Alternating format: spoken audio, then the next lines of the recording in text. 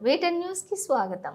సంగారెడ్డి జిల్లా నారాయణఖేడ్ మున్సిపాలిటీలోని పలు వార్డుల్లో రాష్ట్ర ప్రభుత్వం చేపట్టిన ప్రజాపాలన గ్రామ సభలలో ఎమ్మెల్యే సంజీవ్ రెడ్డి పాల్గొన్నారు. ప్రజాపాలనలో భాగంగా నూతన రేషన్ కార్డులకు ఇందిరమ్మ ఇండ్లకు అర్హులు అందరూ దరఖాస్తు చేసుకోవాలన్నారు. ఇది నిరంతర ప్రక్రియ అని అన్నారు. ప్రతి అర్హులకు న్యాయం చేసేందుకు ఇచ్చిన హామీలకు నెరవేర్చేందుకు కాంగ్రెస్ ప్రభుత్వం సిద్ధంగా ఉందన్నారు.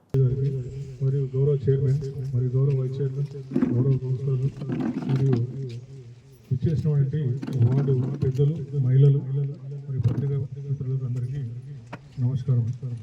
ముఖ్యంగా ఈ వార్డు నెంబర్ 2లో కొత్త రేషన్ కార్డు ఇక్కడ ఉంది కనీసం మేము ఏదో చేసేసి అక్కడ నుంచి బోరించిన ఎన్ఏపి పథకం కూడా అది టైం అయిపోయింది, అది క్లోజ్.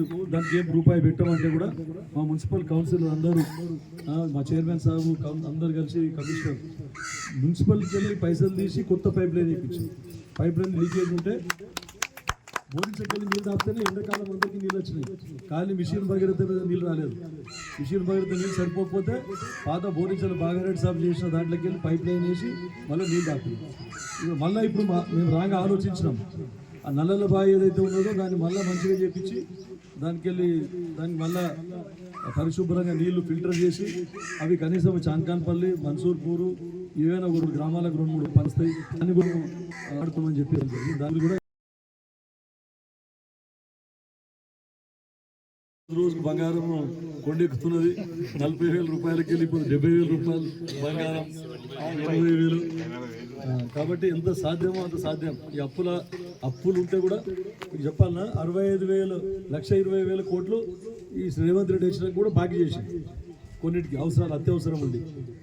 దాంట్లోకి వెళ్ళి 65,000 మొత్తం బాకీ కట్టి అంటే 1,20,00,000 బాకీ తీసుకుంటే మీరు అసెంబ్లీ అందరు చూసుకుంటూ మీరు బట్టి Vikramarka deputy CM finance minister మాట్లాడినప్పుడు తీసుకున్న హరీష్ రావు ఏమో మీరు తీసుకోలేదా 1,20,000 కోట్లు తీసుకున్నారు, 5 ఏళ్లలో ఎన్ని అయితే 5 ఏళ్ళ లెక్క చెప్తున్నాయి. కానీ 1,20,000 కోట్లలో 65,000 కోట్లు వాళ్ళ బాకీ కట్టినారు. అందులో 45,000 కోట్లు మిత్తి, 20,000 కోట్లు అసలు కాలే 20,000 కోట్లే, మిత్తే 45,000 కోట్లు. మరి మిత్తి 45,000 కోట్లు కట్టినప్పుడు మీకు రైతులకు రుణమాఫీ మొత్తం అందరికీ చేయాలంటే ఖాళీ 31,000 కోట్ల రూపాయలు అవసరం. కానీ మిత్తి 45,000 కోట్లు కడుతున్నాం. రైతులకు పైసలు అట్లా అక్కడికి వెళ్ళి ఇక్కడికి వెళ్ళి జమ చేసి 31,000 కోట్లు జమ చేయడానికి తంటాలు పడుతుంది గవర్నమెంట్. కానీ ఆ బాకీ తెచ్చుకున్నోడు విడవాడు. కాబట్టి వాడిని కట్టాలనే ఉద్దేశంతో మిత్తి 45,000 కోట్లు కట్టి మళ్ళీ ఆడ భూమి అమ్మలేదు. హైదరాబాద్లో ఆడ కూడా ఒక గుట్ట భూమి అమ్మలేదు. కాబట్టి ఇవన్నీ సాధక బాధకాలు ఉన్నాయి.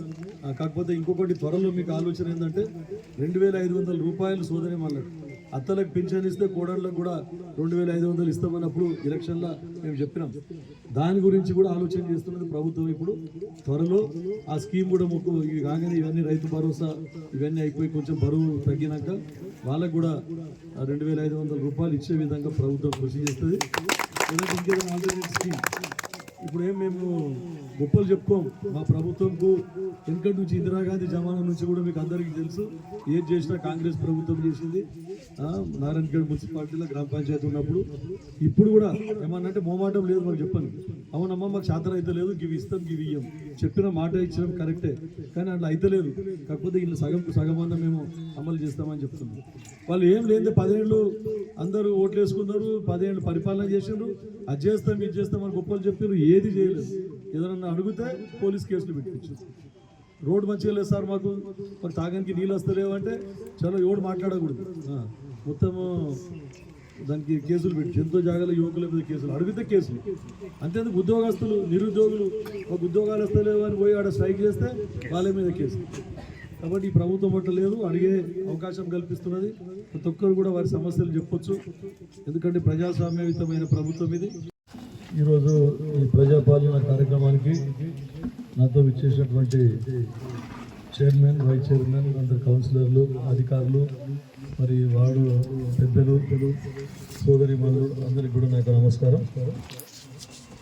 ముఖ్యంగా మీకు అందరికీ తెలుసు, ఎన్నో రోజుల నుంచి ఎదురు చూస్తూ ఉన్నారు. రేషన్ కార్డు అని గత 10 సంవత్సరాల నుంచి కూడా రేషన్ కార్డు గురించి ఎన్నోసార్లు ఆన్లైన్లో అప్లికేషన్ కూడా పెట్టుకోవడం జరిగింది. ఈ రోజు ఇస్తాం రేపు ఇస్తాం, ఈ రోజు ఇస్తాం రేపు ఇస్తామని మొత్తం కాలయాపన జరిగింది. తర్వాత మీకు గత ప్రభుత్వంలో వాళ్ళు ఇచ్చినటువంటి హామీలు డబుల్ బెడ్రూమ్ ఇల్లు అన్నారు. కాంగ్రెస్ వాళ్ళు కట్టిన ఇల్లు అడ్డుపెట్టి లేకుంటే మేము వస్తే డబుల్ బెడ్రూమ్ ఇస్తాం, బిడ్డ వేయడం అంటది, అల్లుడు వేయడం అంటారు అని పెద్ద పెద్ద మాటలు చెప్పారు.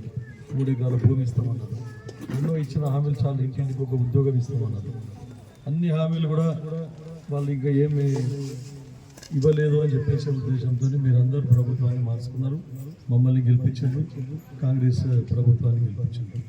కాబట్టి కాంగ్రెస్ పరిపాలన కూడా ఇచ్చిన హామీలను నిలబెట్టుకోవాలనే ఉద్దేశంతో, ఎందుకంటే ఆలస్యం చేయవద్దు. తర్వాత సోనియా గాంధీ గారు మనకు తెలంగాణ ఇచ్చినప్పుడు మనకు మిగులు బడ్జెట్ ఉండే 17,000 కోట్ల రూపాయలు మిగులు బడ్జెట్ ఉంటే మనము 17,000 కోట్లతో వారి చేతిలో పెడితే కేసీఆర్ గారి చేతిలో, వారేమో రేవంత్ రెడ్డి గారి చేతిలో 7.5 లక్షల కోట్ల అప్పుతో మనకు రాష్ట్రం అప్పచెప్పిపోయింది. కాబట్టి తర్వాత మనం ఎలక్షన్ స్టంట్ అన్ని ప్రభుత్వాలు ఏం చేస్తాయంటే ఇప్పుడు ఏం చేయవద్దు, ఎలక్షన్ వచ్చినప్పుడు చూసుకుందాం అనే ఉద్దేశంతో లాస్ట్కు దిగిపోయే ముంగట్నో 1 సంవత్సరం ముందరనో అన్ని పథకాలన్నీ అమలు చేస్తూ ఉంటారు. కానీ కష్టమైనా కూడా మా కాంగ్రెస్ ప్రభుత్వం, రేవంత్ రెడ్డి గారి ప్రభుత్వం ఏదైతే ఉన్నదో ఇచ్చిన హామీలన్నీ ఫస్ట్ నుంచే అన్ని ఒకటిగా నెరవేర్చాలనే ఉద్దేశంతో మీకు అందరికీ చూసేది ఉచిత బస్సు ఇవ్వడం జరిగింది, 500 గ్యాసులు ఇవ్వడం జరిగింది, తర్వాత 200 యూనిట్ల లోపు అందరికీ కరెంటు ఫ్రీ ఇవ్వడం జరిగింది. తర్వాత ఉద్యోగాలు చాలామంది 55,000 ఉద్యోగాలు ఇప్పటి వరకు కేవలం 1 సంవత్సరంలోనే ఇవ్వడం జరిగింది. లేకుంటే చాలామంది పిల్లలు, ఇంకా ముఖ్యంగా అమ్మాయిలు, వాళ్ళు 2 పిల్లలు పుట్టిన పెళ్ళై 2 పిల్లలు పుట్టినాక కూడా ఇంకా పరీక్ష రాస్తారు. అప్పటికి ఇంకా ఒక్క నోటిఫికేషన్ కూడా లేదు. ఇప్పుడు ఈ ప్రభుత్వం ఏర్పడగానే ఎప్పటికప్పుడు నోటిఫికేషన్లు ఇచ్చి ఉద్యోగాలన్నీ భర్తీ చేస్తూ ఉన్నారు. తర్వాత జాబ్ క్యాలెండర్, ముఖ్యంగా నిరుద్యోగులకు జాబ్ క్యాలెండర్ ఇచ్చి, జాబ్ క్యాలెండర్ ప్రతి సంవత్సరము ఏ ఎగ్జామ్ ఎప్పుడు ఇవ్వాలి, ఉద్యోగాల కల్పన గురించి ఈ ప్రభుత్వం ఆలోచిస్తూ ఉంది. అట్లే ఇండ్ల గురించి చాలా మంది ఇండ్లకు దరఖాస్తు చేసుకున్నారు. గతంలో ఇండ్లు కిషారెడ్డి గారు సమితి ప్రెసిడెంట్ ఉన్నప్పుడు ఇచ్చిండ్రు, శివరావు శెట్టి గారు ఎమ్మెల్యే ఉన్నప్పుడు. దాని తర్వాత మళ్ళా మొదటిసారి కిషారెడ్డి గారు ఎమ్మెల్యే 1979లో ఉన్నప్పుడు ఇండ్లు ఇవ్వడం జరిగింది. దాని తర్వాత సురేష్ శెట్కర్ గారు ఎమ్మెల్యే ఉన్నప్పుడు, రాజశేఖర రెడ్డి గారు ముఖ్యమంత్రి ఉన్నప్పుడు ఇవ్వడం జరిగింది. కానీ ఈ ప్రభుత్వం వచ్చినాక డబుల్ బెడ్రూమ్ అని ఆశ చూపించింది తప్ప ఎవరికి ఇవ్వలేదు. కాబట్టి దాన్ని మళ్ళీ ఇచ్చిన హామీలో భాగంగా ఇప్పుడు ఇందిరమ్మ ఇండ్ల పేరిట ఎవరైతే ఇండ్లు కట్టుకోవడానికి ముందుకు వస్తారో వారందరికీ 5 లక్షల రూపాయలు ఇచ్చేవి ప్రోత్సహించాలని చెప్పేసి ఈ ప్రభుత్వం ఇచ్చిన హామీ మీద కట్టుబడి ఉంది. తర్వాత జాగా ఉన్న వాళ్ళకు ఫస్ట్ ప్రయారిటీ బేసిస్ మీద, తర్వాత జాగా లేని వాళ్ళకు తర్వాత నెక్స్ట్ మళ్ళీ ఇంకా జాగా ఎక్కడన్నా అవకాశం ఉండి కొనుక్కొని ఇంకా ప్రభుత్వ స్థలం ఎక్కడన్నా ఉంటే అలాట్మెంట్ చేసి వారికి కూడా ఇల్లు ఇచ్చే విధంగా కృషి చేస్తామని చెప్పింది.